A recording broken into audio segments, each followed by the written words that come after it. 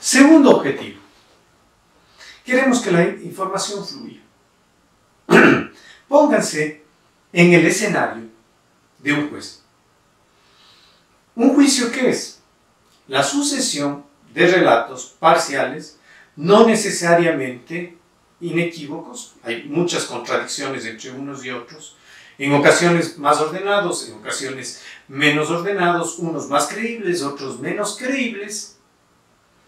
Y sobre toda esa información, al final el juez va a tener que resolver. Pongámonos en los zapatos de ellos. Si queremos ganar el caso, ¿deberemos o no darle un mensaje muy claro? Pues bueno, ese es el segundo objetivo y vamos a llamar que fluya la información. ¿Cuál es la idea? La idea es que llegue de manera razonable esta información a quien va a resolver el caso.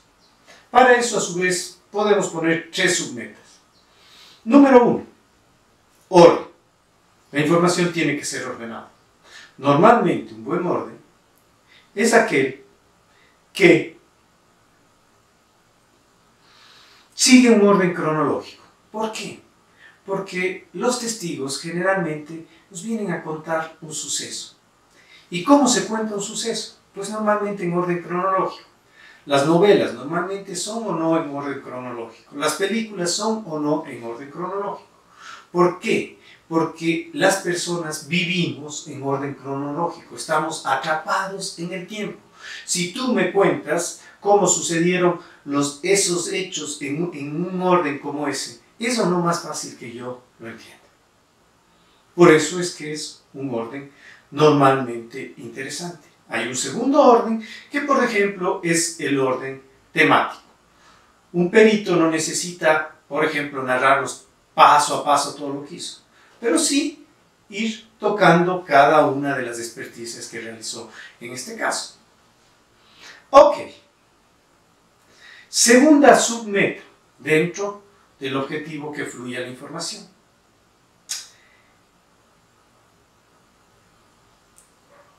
No solo que debe ser ordenado. Además de eso, yo debo evitar las objeciones. La gran interrupción dentro de un interrogatorio y un contrainterrogatorio son las objeciones. ¿Qué son estas herramientas? Pues una de las herramientas del principio de contradicción que me permiten oponerme a que el compañero en términos futbolísticos me haga favor. En términos jurídicos, que viole el debido proceso. Cada vez que en un interrogatorio, en un contrainterrogatorio, existe una objeción, pues el tema se traba, el mensaje no llega de manera adecuada al juzgador. Se crea una serie de incidentes si es que este problema se repite. Y en ese sentido, perdemos claridad. La idea es hacer tan nítido, tan claro un interrogatorio que básicamente no se sienta. Evitar las objeciones. Punto número 3. Destacar mis proposiciones fácticas. Yo no estoy aquí para conseguir del testigo bla, bla, bla, bla, bla y bla. No es eso. Yo dije que tenía una historia y que ella se respaldaba en las proposiciones fácticas. Pues bien, como yo ya sé cuáles son los pilares que necesito para sacar el caso, yo no puedo permitir que el testigo se siente hasta haber obtenido A, B y C. Si no, no soy profesional. Pero no es ese el reto. Yo no dije obtener proposiciones fácticas. Yo dije destacar proposiciones fácticas. Ahí hay un IVA, hay un algo más. Demanda de otra labor adicional. En este caso, lo que queremos es de todo el bla, bla, bla, bla, bla que dijo el testigo, clavar en la mente del juzgador. Estos son los puntos esenciales que definen el caso. Y esa no es tarea del juez. Esa es tarea mía. Ok. Estos son básicamente los 3 objetivos. Pues bien, Este es el qué quiero hacer. Ahora vamos al cómo. Para hacer esto, ¿qué herramientas tiene el abogado? Usted como abogado, ¿qué puede hacer? Básicamente, una sola cosa. Preguntas. Esa es la única herramienta que usted tiene dentro de un interrogatorio. Si quiere ser profesional, lo primero que tiene que saber es de qué tipo de preguntas dispone. Ok, vamos a ordenar las preguntas en cuanto a su grado de apertura. Concretamente, vamos a imaginarnos que las preguntas son una gama.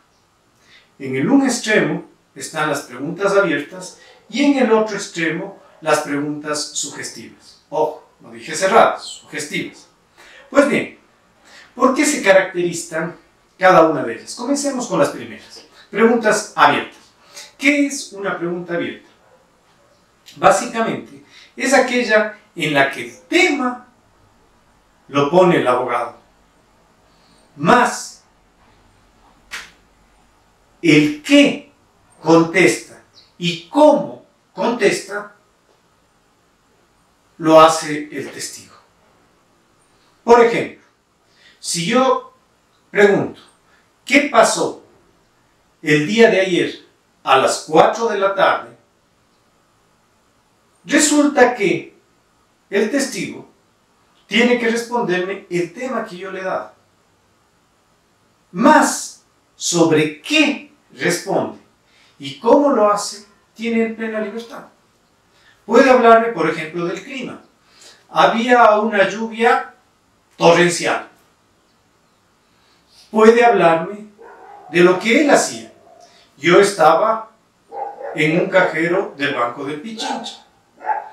Puede hablarme de lo que oía. Estaba en la calle y había un ruido infernal. Aquí en Quito cada vez es más ensordecedor, los pitos, esta gente es inculta. En fin. Como ven, esta pregunta tiene algunas características. Punto número 1.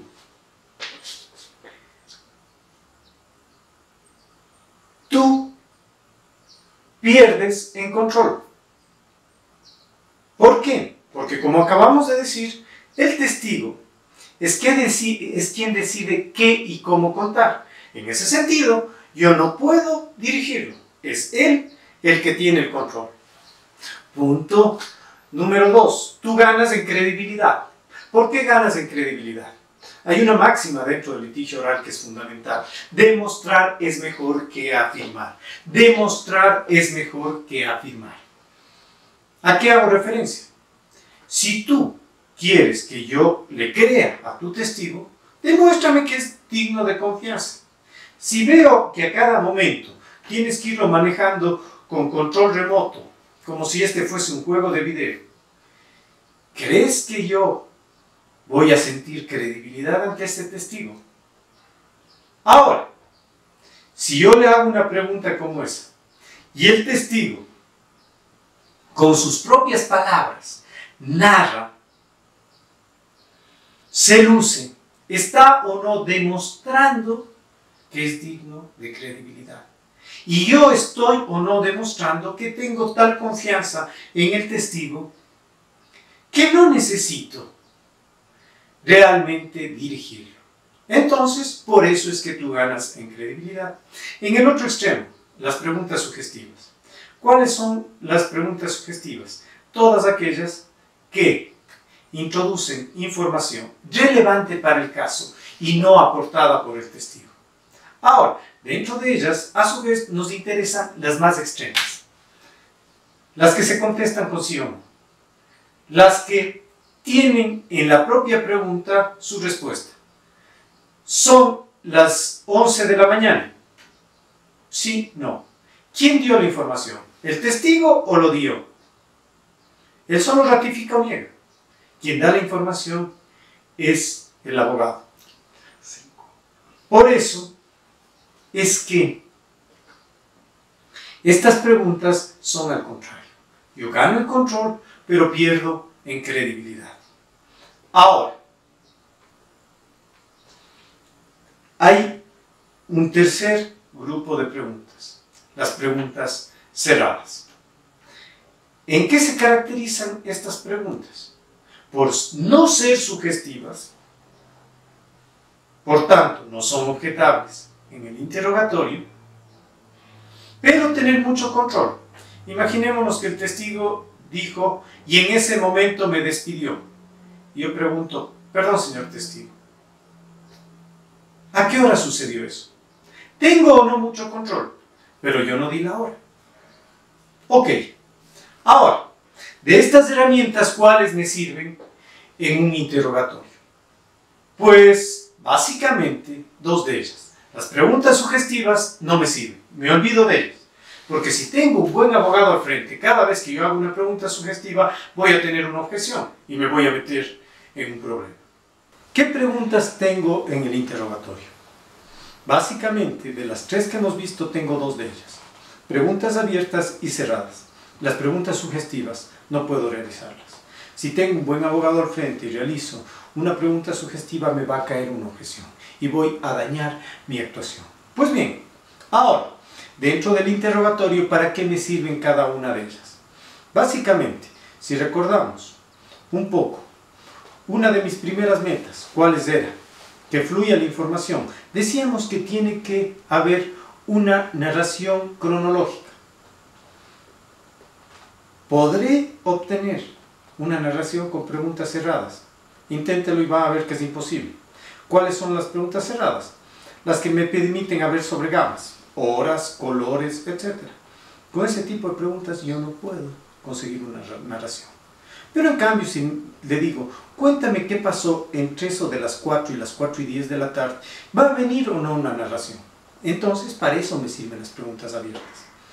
Si pensamos en la tercera meta que habíamos visto, el destacar proposiciones fácticas. En cambio, se hace generalmente con preguntas cerradas. El testigo dijo, y en ese momento me despidió.